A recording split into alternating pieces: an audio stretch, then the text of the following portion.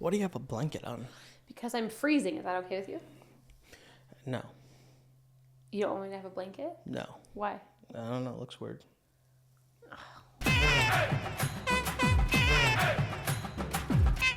Hey guys, and welcome to another episode of Spilling the Chai Tea with Britt and... I'm back. Are you ever just going to do the intro normally? Did you just slurp your coffee? I'm back. You know what, guys? I've realized there's a reason a lot of couples don't work together. What's the reason? I don't know if their relationships can survive it. Like if you slurp again right now. It actually makes me want to spill your coffee on you. Well, that's very violent. Anyways. Oh, you guys. I like those shoes. Where'd you get them from? I bought them myself. Aren't they nice? I think I bought them for you. You bought them. Actually. So Joel is the biggest sneakerhead. If we were to go right now into our office or into our closet, he has probably 100 pairs of Jordans or Nikes or whatever they're called, shoes. Right? Probably about 100 pairs of shoes. I don't know. I don't count. We'll go count today. How many do you think he has, guys? That's unnecessary. It's very necessary. Anyways, he has a lot. And he would always buy me these shoes. And I would never wear them. And then the boys started fitting in my shoes. So they started stealing them all. And finally, Joel realized if he just got me low tops like this, I love them. Yeah. That was the miss. Because you were always going to be those like high tops. And I feel like I was like claustrophobic in them. That's like a you problem, but still. I didn't like it. Yeah. But I love these. I have probably worn these too much, if anything. Liam did tell me I'm wearing them wrong because there's creases in them, I guess. Yeah, it's like the young kids. But what's going on with the lacing, though? I think I loose laced them. That's not a loose lace. That's a dumb lace. That's not nice. Ask Levi to fix that for you. He actually did. Actually, he got like really in his feelings about it the other day. He's like, "Mom, can I loose lace your shoes?" And I said, "No, they already are. They're good." He said, "Mom, can I loose lace your shoes?" And he just kept repeating himself. I know, because they're not. Leave my shoes alone. Bad representation of our entire family. My shoelaces are? Yeah. Wow. Yeah.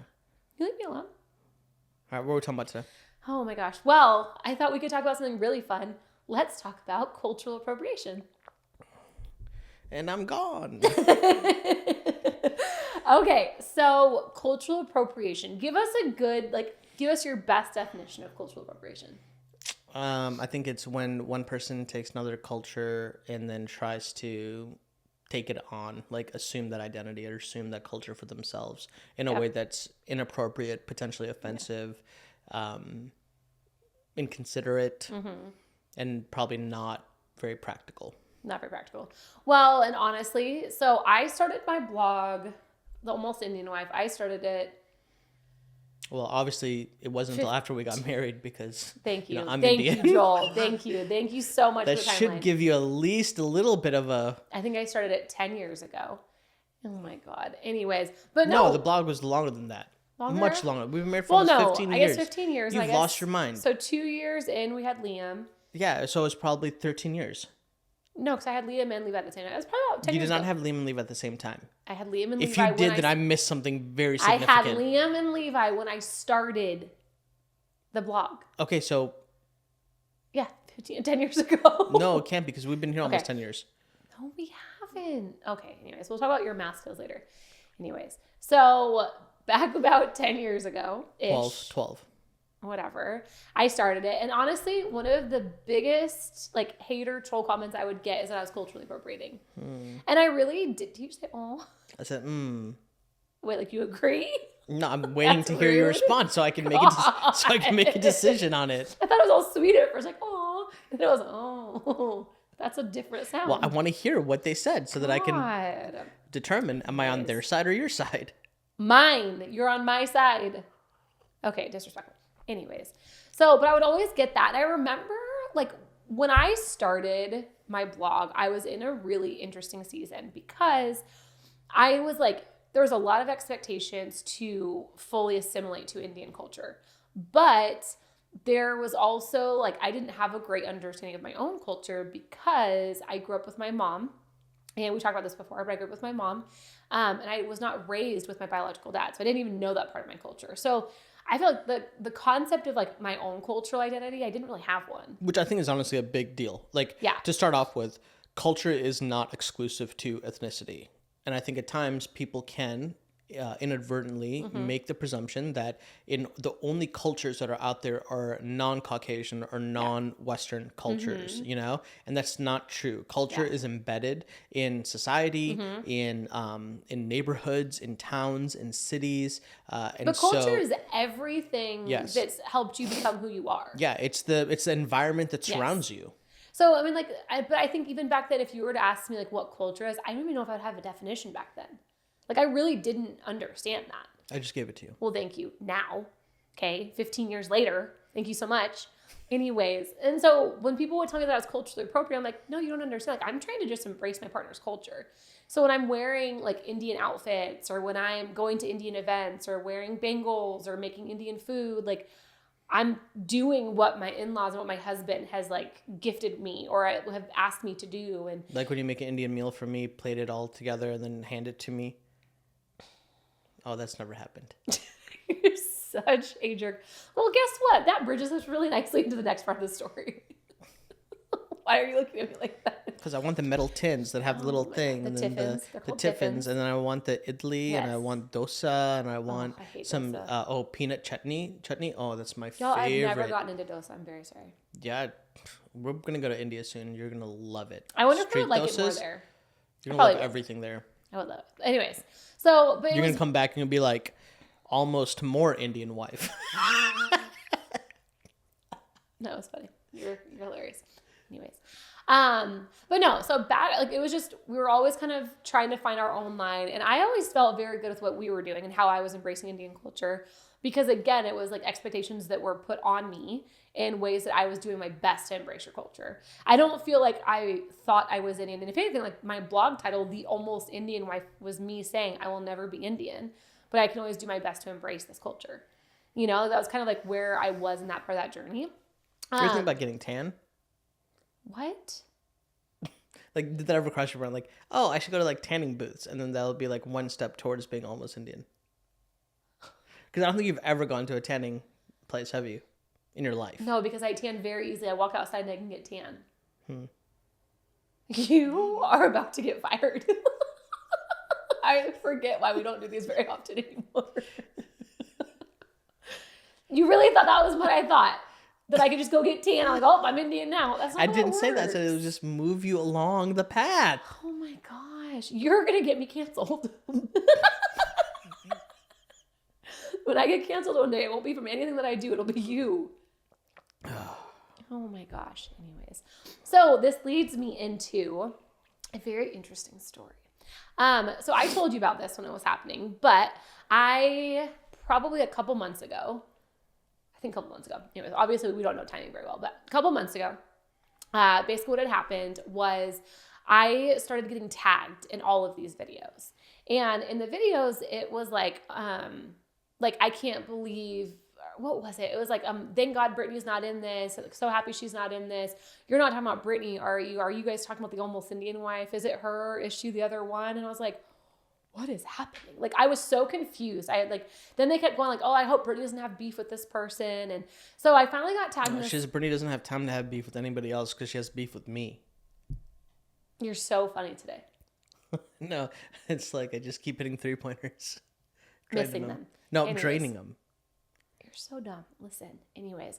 So then I get tagged in this Indian man's video. And basically he's like, have you guys heard about the 2 white women that have beef on TikTok? And I was like, who am I fighting with? I don't think I'm fighting with anybody. And I was really lost because I was like, I'm literally like, I don't think I've ever gotten into a fight with someone over TikTok. So I was like, that doesn't really sound like me. Like, maybe I'm last to know that I'm fighting with somebody. Then what? That's funny. Maybe I'm last to know that I'm fighting with somebody. That's hilarious. Can you just, I'm going to put a wall here so I can't even see him right now. Oh, that'd be kind of like the blind dating thing that they do, you know? I'm not We even should do that telling one my day. story right now because you're distracting me so much. We should try that for an episode. Let's try our whole marriage. That was aggressive. Thank you. Listen. Anyways, so then I go and I'm like trying to figure out who these 2 white women are, and I find them. Yeah. And What are their names, last names, and social security? definitely not doing that. So I'm not even gonna say their names because I don't even want to like get into all of that. You don't want any of that smoke. I don't want any of it, honestly. Smoke. Well, oh my God, I'm trying to teach you shut the up so I words can of the culture. talk. This is part of culture. This is the words of the culture. Oh my God. Can you be quiet? Thank you. It's like, let's play the quiet game so I can finish my story, please. It's a long story. You're such an ass. Listen.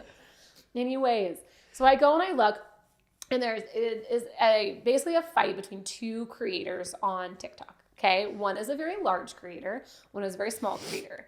And as I'm looking, I'm like, oh, like I used to follow the big creator, and I unfollowed her probably about like a year ago over nothing other than like we weren't a good. I didn't feel like it was like the vibe I wanted to follow anymore, which is fine. Like to each their own. I'm a very firm believer that like when what I'm trying to just talk. It's good. I'm very interested. Keep going. Good. I'm a firm believer that if you're watching someone on TikTok and they don't bring you joy or they make you feel like uncomfortable at all, like it's like a simple follow or unfollow button. Like I don't think it needs to be this huge statement. It's just.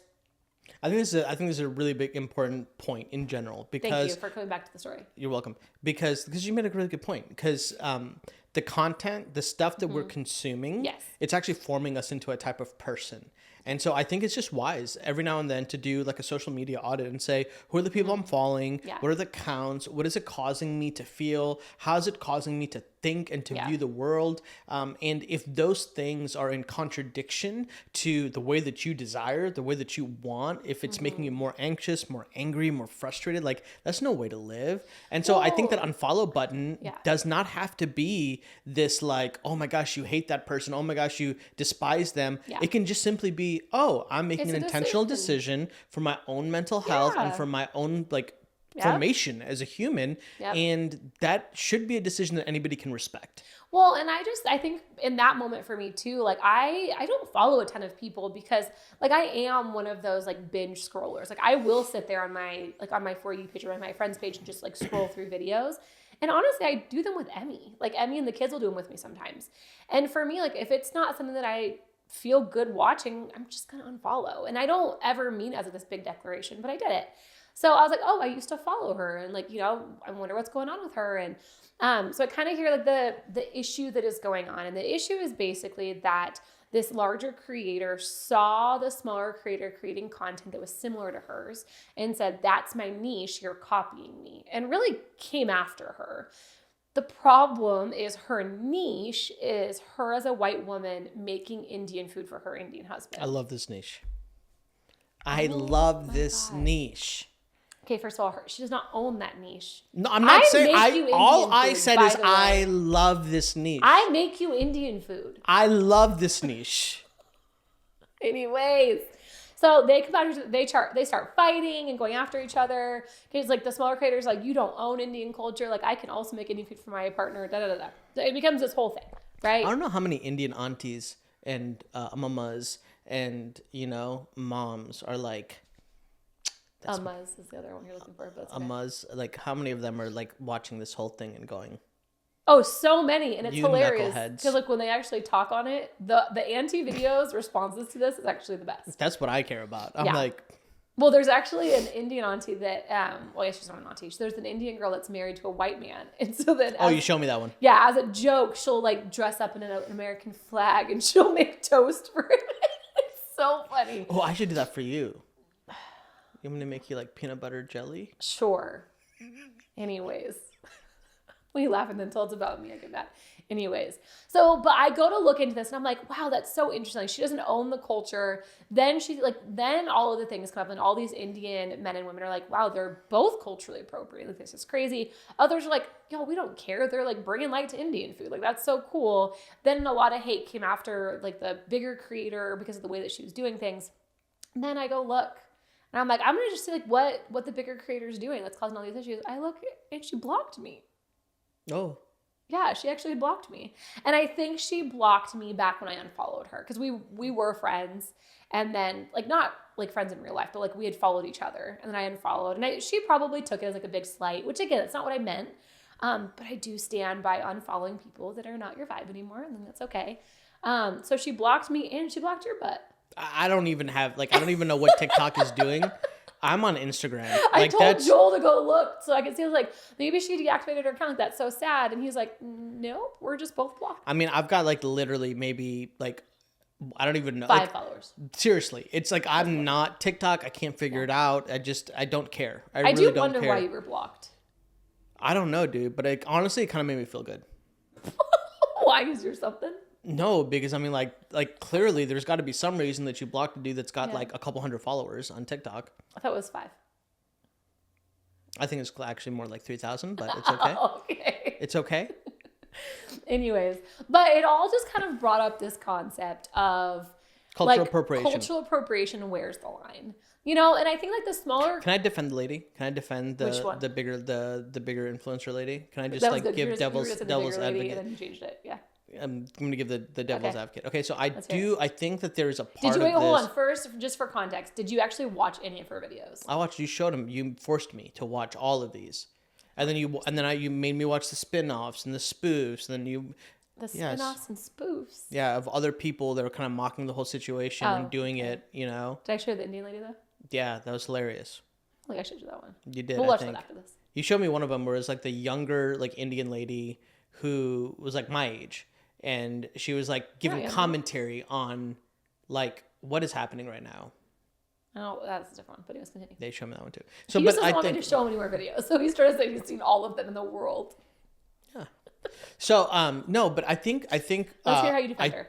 This is from a principle standpoint, not like I'm defending her, but I'm just saying I think that as a society we should also try to be a little bit more empathetic and understanding of a person's position, not so that you can agree with them, not so that you're just like won over and you're blindly following people, but maybe it will give us a better perspective so that we know how to communicate in the area of our differences. So for example, I understand as a creative, right? As a person who is trying to produce content and be creative, this desire to have, it's almost like intellectual property. Like, you know, it's like you've got this like creative brand that you're trying to protect and you're trying to, you know, hold on to the integrity of what that thing is. And then I think what ends up happening, and this is where I would challenge this person, is then you have a decision to either live from a fear motive or live from a place of like, honor, like, wow, other people think this was so good that they want to like do it in their own. Like, I think like we should. What is the phrase? Like,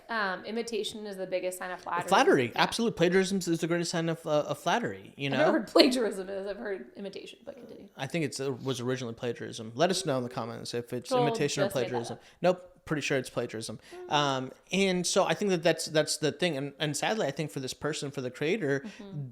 Like they fed into like more of like the fear thing because it's like, oh no, what if somebody steps in and takes it and, you know, does it? And I remember like my boss, who I work for, brilliant author, like one of the best-selling authors of our time. She once said to me, we were talking and I was working on my book project and she was talking and somebody had taken like an idea, a thought of what I had done and they had like promoted it as their own idea, you know? And she just looked at me and she was just like, Joel, you have to remember that you can't live from a scarcity mentality. Like if other people are going to always look for other people, then it's never going to be creative and innovative on their own. At some point, it's going to run out and they'll be found out for what they are. But your creativity, like your ability to create and do, you can actually quench your own you know, kind of flow when you start to fixate and focus on what other people are doing. And instead, just like trust, like be a good person. Like at the end of the day, like move on and create more new, incredible stuff. But I think that as people, like there's never enough room at the table. And that's like the idea scarcity. That we have. And like that's the scarcity thing where it's like, there's only enough space for me to do this. And the problem is that as a bigger creator, like you've already done something. If you have like this amount of a following, like that's a great thing. Like be excited about that. Like have a great time with that. But if someone else is doing something similar to yours, like unless it's like verbatim what you're doing, which there are some of those as like creators, like that does get frustrating, like actually stealing your ideas. But and like, I've seen people that do like the tag, like, hey, I got this from like with your I love it. Even with your videos, you used to do like the get ready with me or whatever on Sunday. The Sunday morning pictures, take a family picture with us, and then all of a sudden we start seeing a whole bunch of other people doing, and it's like the biggest sign of flattery. I'm like, oh my gosh, people think that this was fun, and then it brings joy to our hearts to be able to see when people tag, like, oh my gosh, look, they're so fun, and then it also brings a sense of like commonality, like, oh, we're not the only crazy ones that have an entire behind the scenes of like insanity for 5 minutes or 3 minutes before we get that one. It feels good, and I think that like when there's like if you can live in that, where like, there's enough room here for everybody, like it's great. Now, the problem with this situation specifically is I don't think it was that. So I don't think that, first of all, that she was copying anything, because you have to think, like, the thing that she said that she was copying is that both creators would serve the Indian food on the tiffins. Yes. Okay? And then give it to their Indian husbands. Okay. But I mean, first of all, just about any, like, relative's house that I've ever been to has tiffins. Yeah. Like, they have them all, because, like, whether it's from, like, the Indian store Patel Brothers or India, they got it from directly from, like, their grandparents, or when they went to India. Like, it's in pretty much, like, most Indians' homes, I think, at that point that I've seen, right? And so the fact that you would think that nobody can plate them like that, otherwise they're copying you, is wrong. And so that's where I think it got into this concept of cultural appropriation, is because she assumed that that was her niche and claimed that niche as her own and said nobody else can do that. Yeah, I think not pushback, but then my question is, like, not necessarily the presence of that action in the culture, but taking it, videoing it, and then doing it, you know, as a social media, like, tactic or brand. But I don't think that it's like that, though. I mean, that's like, I mean, the amount of videos of people plating dinner for their families, for their husbands, whatever. It's not Indian tiffin, like that whole scenario. Yeah, but why? I might not know. Why would that be cultural, or why would that be copying? Like, so she's the only one that can plate Indian food on a tiffin? That's I'm a white not saying woman? that. I'm just saying that there's if somebody else has stepped into that space and it's gone viral for that, right? And that's a big thing. Then I can understand that. Oh, maybe there's inspiration for that idea or for that thing, and then. But Joel, but that's what I'm saying though. Is that's not, like, that would be this assumption idea that everyone has seen her stuff. No, 100%. But that's what I'm saying, is that makes no sense then. Yeah, so there's a chance that she never saw it and she just did it on her own. And why does it matter? Like, all this other creator is doing is serving, I don't think it matters. It doesn't. That's what I'm saying. I'm agreeing with you that it doesn't matter. Well, it sounds like you're saying the opposite, first of all. But no, I'm saying I can understand if that person ran across that content, saw it, and then had this idea, like, oh, that's such a great idea, or just has seen it at some point in time and go, or she's married to an Indian man and they've had freaking food on a freaking Indian tiffin before. That's totally true too. No, that's what I'm saying, is like there's no sense. There's no reason to be mad. That's what I'm trying to explain. I agree with you. And, like, you're playing devil's advocate for the wrong thing right now. Anyways. Well, who gets to determine who plays devil's advocate? That's not fair. Okay. Do you agree then? Is that what this is? What? I'm trying to make a point about, like, cultural appropriation and something. We're stuck back here on why it's okay. No, I agree that it's not cultural appropriation. You have a very weird way of explaining that. God. Anyways, so this whole fight happens. Everyone's coming after them. Then it gets really toxic. Yeah. And I won't even get into all the details of it because I actually don't want to give it any more light than it already has. But, like, some really, I would say the bigger creators did some very negative things. And well, I will say, speak into this, I think that it is, when social media strips us of our humanity, that's a huge issue.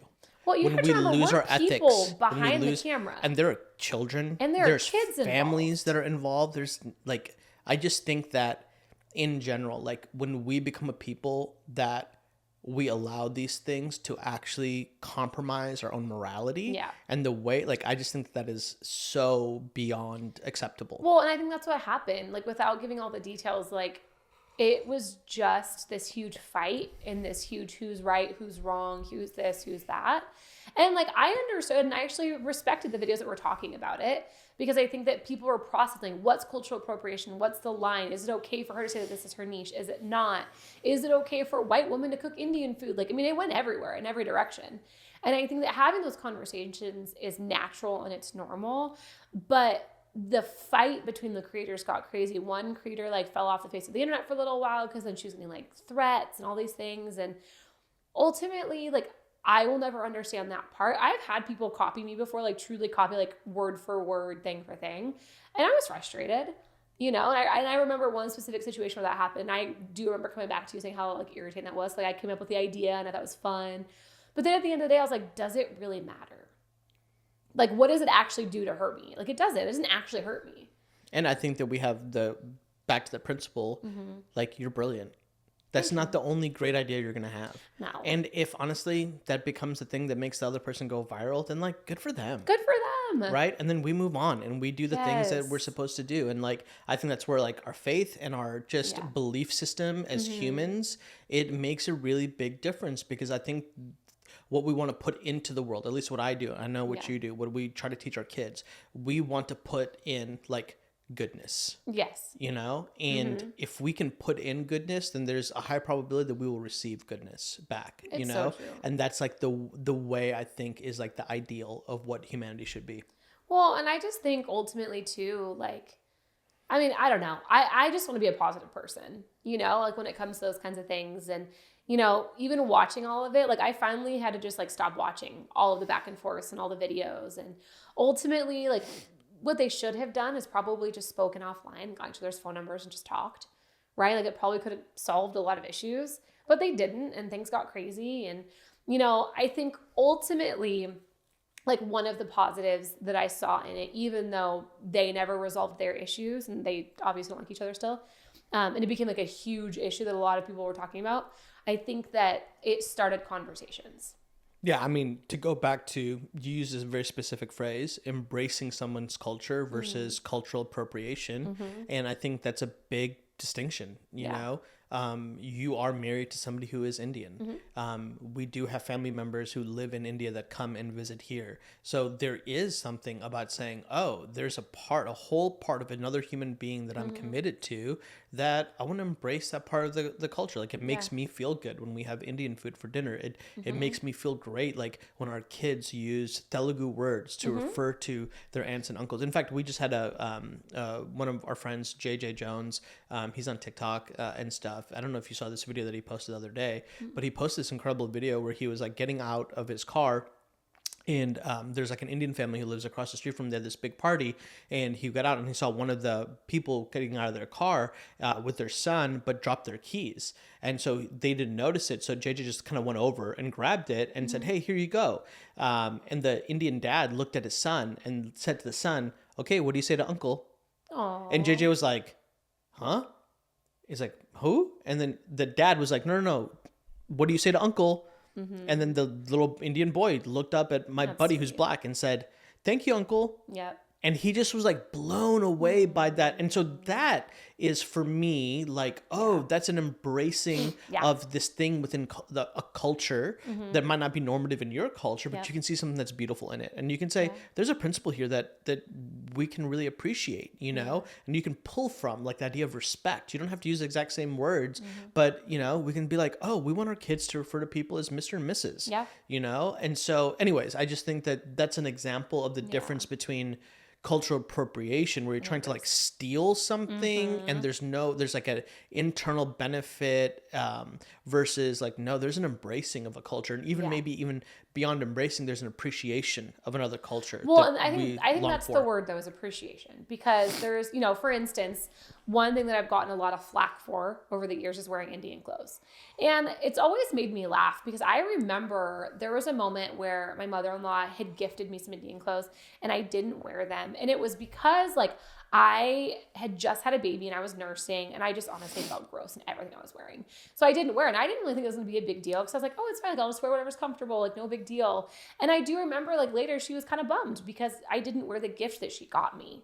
And I look back on it now and I'm like, oh, like she was trying to give me something special and something sweet. And where like I can see both sides, where obviously I wanted to be comfortable, but obviously it was a gift that I could have embraced. And there are so many moments like that where I have been gifted Indian clothes, and I wear it as like a way to love those people too. Well, I think that gift is an invitation. Yeah. It's an invitation to be a part of this thing, you know? And I think that like it was special. And so for me to wear it, like it's a badge of honor. Like I'm so grateful that I was gifted that item, and that my in-laws want like to bring me into that culture a little bit.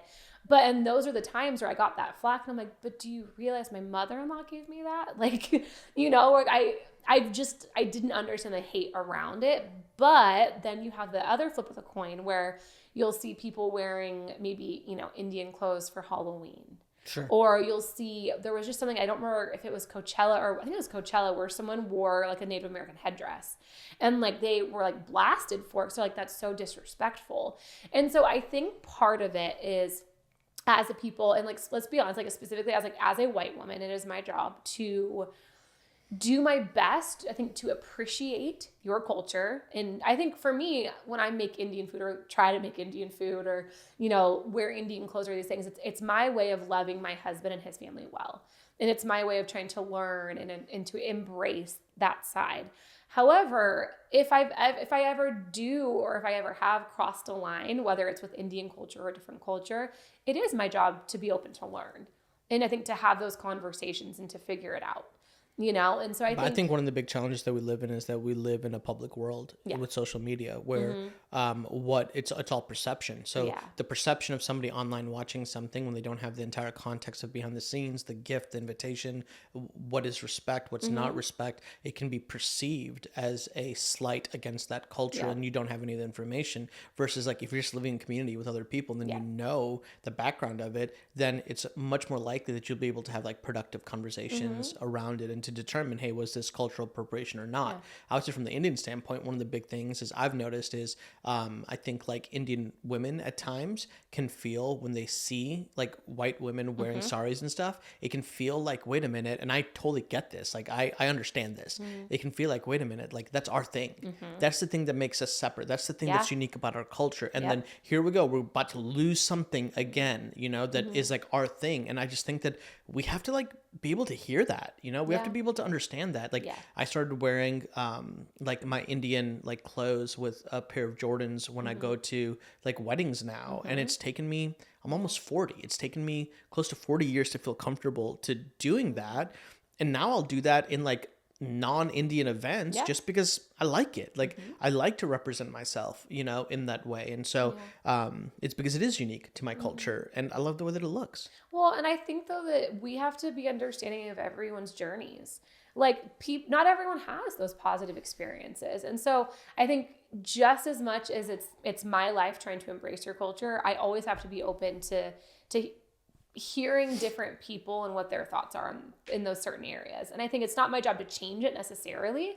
Like you and I have to make those decisions for ourselves on like what are we comfortable with and what do we feel like is okay.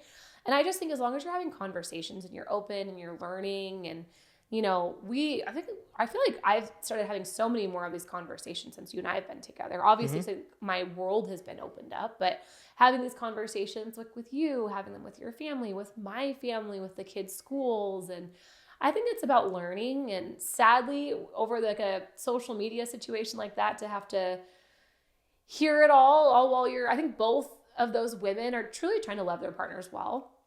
Regardless of how it all happened, I think they're trying to love their partners well. And I think that other drama just got involved and, but I would say the line of cultural appropriation, I think is hard because I think everyone's definitions are different. Yeah. So I would be curious for you guys too, like, what are your thoughts on cultural appropriation? Like, what do you guys feel like is the line? And like, where do we hold ourselves accountable in that? I would love to hear that from you guys, but anyways, well, it's been so fun chatting. If you guys have other questions for us or other things you guys would like us to tackle, we would love to hear it in the comments. Other than that, we're going to go and hopefully Joel can stop serving his coffee when we're done with this. Probably not. Bye, guys.